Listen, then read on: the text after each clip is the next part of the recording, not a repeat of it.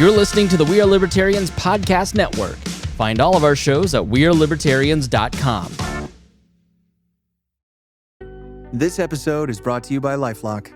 Not everyone is careful with your personal information, which might explain why there's a victim of identity theft every 5 seconds in the US. Fortunately, there's LifeLock. LifeLock monitors hundreds of millions of data points a second for threats to your identity. If your identity is stolen, a US-based restoration specialist will fix it, guaranteed, or your money back. Save up to 40% your first year by visiting lifelock.com/podcast.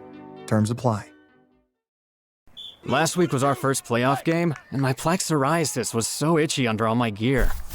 Sometimes just thinking about scratching could take me out of the moment. And then my doctor told me I could get clearer skin with a pill called Otezla. Otezla apremilast is a prescription medicine used to treat adult patients with plaque psoriasis for whom phototherapy or systemic therapy is appropriate. Otezla can help you get clearer skin after just 4 months. Okay, ready for the next game. Talking to my doctor about a pill was a total game changer. Don't use Otezla if you're allergic to it. Get medical help right away if you have trouble breathing or swallowing, swelling of the face, lips, tongue, throat, or arms. Severe diarrhea, nausea or vomiting, depression, suicidal thoughts, or weight loss can happen. Tell your doctor if any of these occur and if you have a history of depression or suicidal thoughts. Live in the moment. Ask your doctor about Otezla. Call 1-844-4-OTEZLA or visit Otezla.com for prescribing info about cost, and more. It's great to be with you today, and hard to follow Caleb. It was a great speech, and we have very similar topics. The main difference, though, is mine is 47 minutes long. That's a joke. Just kidding. The board is behind me, which is why they're all going to tackle me if I were actually telling the truth. Congratulations, graduates and family. This moment is no small thing. You've crossed a threshold into a world full of possibility and noise. A world that promises you everything, infinite information, endless entertainment, and countless ways to define yourself. But here's the truth. Your legacy won't be built on what you consume or how clever your posts are. It won't be on your job titles or the hobbies you love. It will be built on who you love and who shows up when you cross the river. Now, let me explain what that means. How many of you have seen the movie Big Fish? All right, just a few of you. It's one of my favorite movies. Jason back there has my back. In the film Big Fish, Edward Bloom is a man who tells these tall tales of giants and werewolves and witches and improbable adventures. And his son is a little more literal in life. And he's constantly frustrated by these exaggerations. He wants to know his dad. He wants the facts of his dad's life. He doesn't want these fables. But as the main character, the father, Edward, nears the end of his life, Will begins to see that while the details were embellished, the heart of these stories were real. They were rooted in people. And at the end of Edward's life, all these characters, all those lives that he touched, come to say goodbye as he gathers at the end of his life. And Will realizes that the truth wasn't in the size of the stories. It was because it was full of connection. And when he was carried to the river, he transforms into this big fish. But he's surrounded by all the people that he touched and all the people that he loved. And he was not alone. Now, I had a realization watching this movie several years ago. I was going through a period where I was feeling very overwhelmed by current events. Does anybody recognize that feeling? The ending taught me a powerful lesson in shrinking our field of vision to serve the people around us, to serve our circle of people. Our sphere of influence is where God has called us to work. It is the people around us. And there are no doubts that the events that happen in China, Washington, D.C., Florida, or Southport are important. But are we called to shape those events? I think we're often trying to find meaning in sharing our opinions about these world events, and we neglect the actual people and places around us that God has called us to transform. No one in this room is guiltier of that than I am, I can assure you. But this has left us more divided as a country, lonelier than many of our parents and grandparents. And while technology has been a blessing, it certainly is a contributing factor. and it is deep distraction of the work of the kingdom. It's a great irony of our age that while we are better connected than ever before, your generation especially, you're the loneliest generation. I spent a fair amount of time researching loneliness, especially in your generation over the last couple years. And let me give you one statistic, that 50% of Americans have 3 or fewer closer friends. And in 1990, that number was 25%. In every metric, Americans are facing a loneliness crisis, and this country needs leaders in solving it. I say this as someone who has spent a career in media. The world will tempt you to build a platform for yourself, maybe for a cause, but Jesus calls you to build a table, one where people sit down and break bread and are seen and are loved. Let me introduce you to someone who did that. Her name is Jane Addams.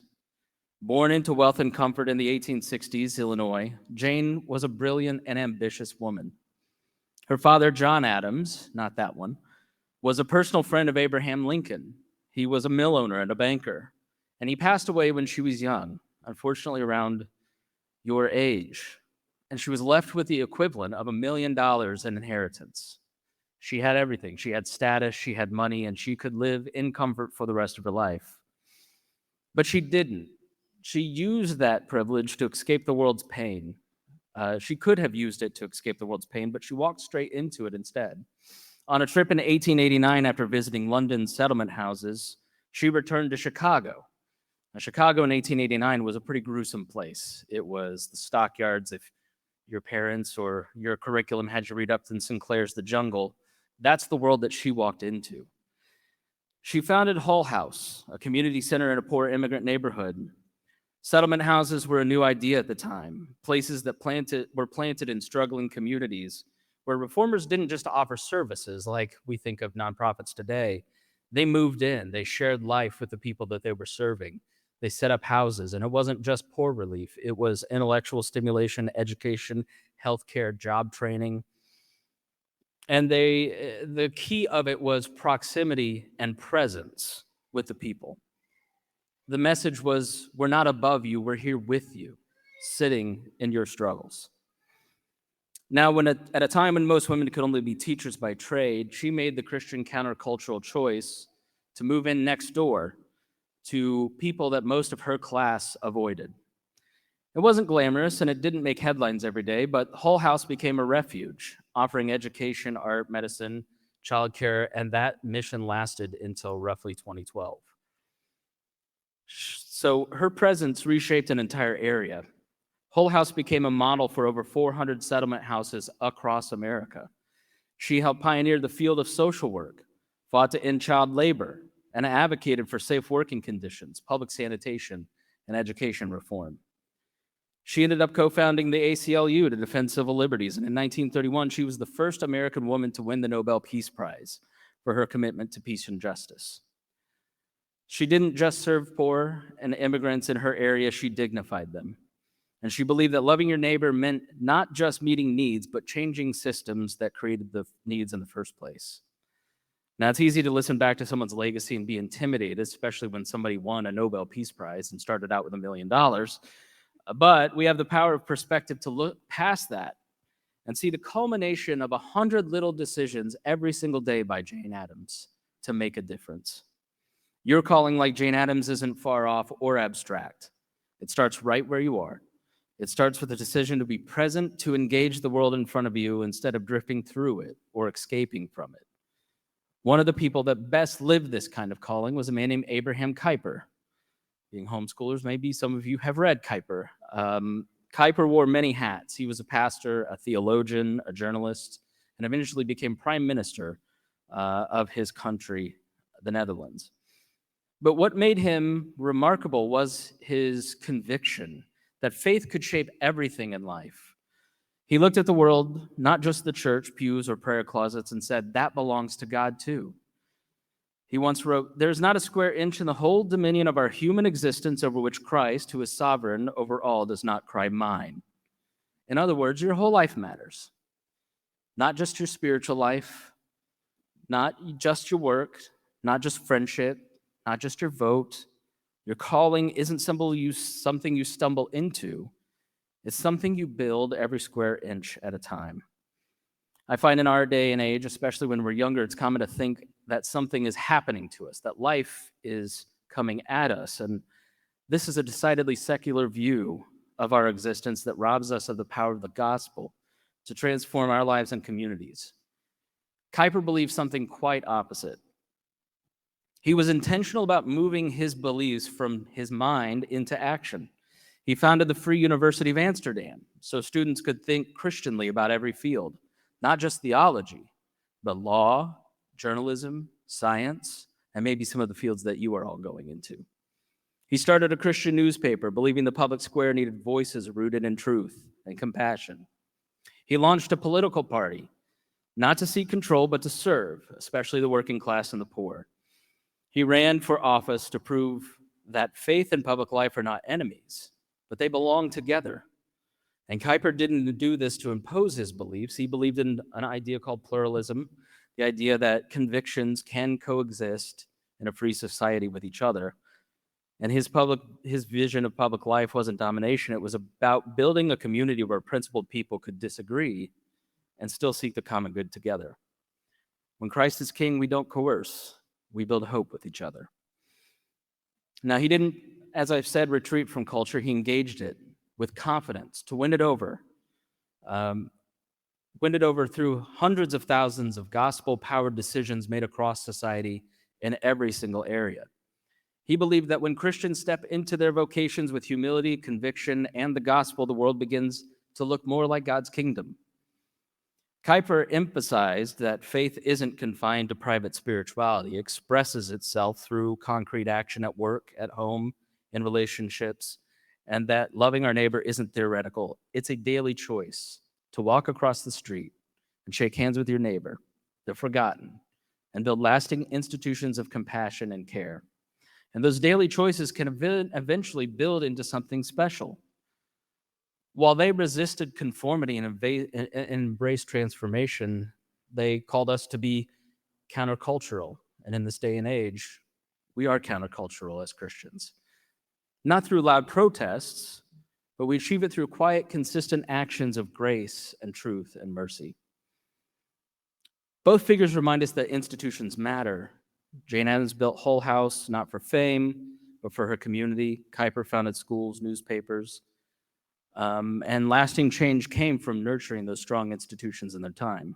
So what is an institution? It's simply a group of people working together for a common purpose.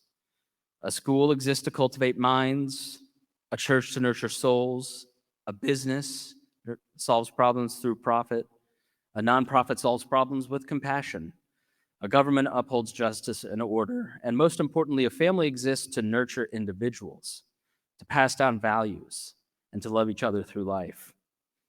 You're called not to withdraw from society, but to actively build one of these institutions, to invest in your lives in creating communities where love, truth, and mercy flourish. And when your story is complete, it won't be your follower count or accomplishments that matter or that define you. It will be the lives of the people that you touched, those who stood by your side. And were you able to take those small actions and then amplify them into something lasting, like an institution for the good of your community? Graduates, the world awaits your unique contributions. It's noisy and chaotic, and you're not called to shout louder. You're called to be present, to serve, and then to transform the world around you. Like our Lord, his influence on the 12 around him echoed through a town, and then a region, and then throughout history because he was working from a place of love. So who will carry you to the river? If you don't know yet, start looking. That's the first step. Take a few risks. Have a conversation with somebody that scares you, or something that scares you. Don't converse with people that scare you. I should have double-spaced this like Caleb. He's a good speaker. Invite somebody to lunch or go for a walk with a friend. Spend time with each other and be intentional about that as you get older, because this is your best chance of friendship. The older you get, and 3 kids, it's a little harder to get together. Join a group that shares your values, or start one, and make friendship a core value in your life, not just in this time period, but throughout it. Because as we stand on the edge of artificial intelligence, which will bring about change at a pace that we can't even imagine at this point, the most important investment that you can make is in your future is by grounding it in relationships. Find people in your life who echo that famous C.S. Lewis quote, "Friendship is born at the moment when one person says to another, 'What? You too? I thought I was the only one.'" But you have to choose it first. You have to make the choice to make friendship a core value. As Stephen Covey writes in The 7 Habits of Highly Effective People, begin with the end in mind. You have the benefit of beginning with your end in mind. I'm halfway through. Some of us here are closer than we'd like. There are certainly things that I would do differently, and this is one of them, which is why I'm giving you this talk. Every habit is formed twice, once in your imagination and once in the real world. The lives of Jane Addams and Abraham Kuyper weren't defined by grand gestures. They didn't get to the status that they had overnight. They were built through daily choices, small and faithful decisions made again and again that were then put into action. That's how real change happens. It happens inside of us, in our families, and beyond.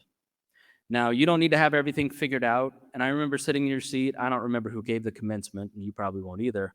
But I do remember feeling pretty nervous and scared about what I was going to do next. I can assure you that at 41, I'm far from knowing very much, and even farther from living up to what I spoke about today. It's always 2 steps forward, 1 step back, which sometimes causes me to still get discouraged. But when I look back on the course of my life, over these 41 years, I've continued to move forward.